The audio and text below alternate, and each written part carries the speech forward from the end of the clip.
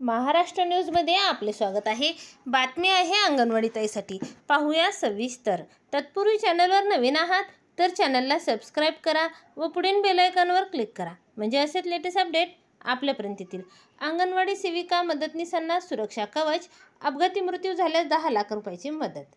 एकात्मिक बालविकास योजनेतील अंगणवाडी सेविका मदतनीसांचा कर्तव्य बजावत असताना अपघाती मृत्यू झाल्यास 10 लाख रुपये तर कायमस्वरूपी अपंगत्व आल्यास 5 लाख रुपयाचे सानुग्रह अनुदान देण्याचा निर्णय राज्य शासनाने घेतला आहे। संबंधित शासन निर्णय 24 सप्टेंबर रोजी काढण्यात आला आहे।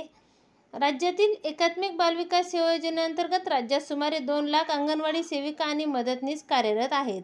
गर्भवती स्तनदा मातांचा आहार, त्यांना आरोग्यविषयक मार्गदर्शन, 0 ते 6 वयोगटातील मुलांचा पोषण आहार, बालकांना प्राथमिक शिक्षणाची ओळख करून देणे ही कामे नियमित करावी लागतात। याशिवाय लसीकरण, शासनाच्या विविध योजना ग्रामीण आदिवासी भागात पोहोचवणे, सर्वेक्षण अशी 28 प्रकारची कामे सेविकांना दैनंदिन कामे सांभाळून करावी लागतात। या कामामुळे त्यांना फिरावे लागते, त्यामुळे त्यांचा कर्तव्य बजावताना अपघाती मृत्यू झाल्यास त्यांना 10 लाख रुपयाचे तर कायम स्वरूपाचे अपंगत्व 5 लाख रुपये इतक्या रकमेचे सानुग्रह अनुदान देण्याचा निर्णय शासनाने घेतला। मानधन वाढविण्याचे आश्वासन पूर्ण नाहीच। महिला बाल कल्याण मंत्रालयाच्या अधिकृत माहितीनुसार सध्या 75,578 अशा स्वयंसेविका आणि 3,622 गटप्रवर्तक महाराष्ट्रात कार्यरत आहेत।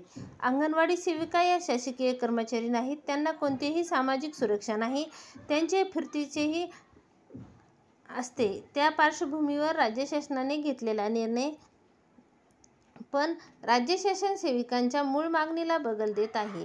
राज्य शासनाने गेल्या वर्षी अंगणवाडी सेविकांना मानधन वाढविण्याचे आश्वासन दिले होते, अद्याप त्याची पूर्तता झालेली नाही।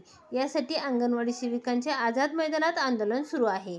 त्यामुळे शासनाने सेविकांना आश्वासनानुसार मानधन वाढवून दिल्यास तेही त्यांच्या उदरनिर्वाहासाठी गरजेचे आहे, असे अंगणवाडी कर्मचारी कृती समितीचे संघटक राजेश सिंग यांनी सांगितले।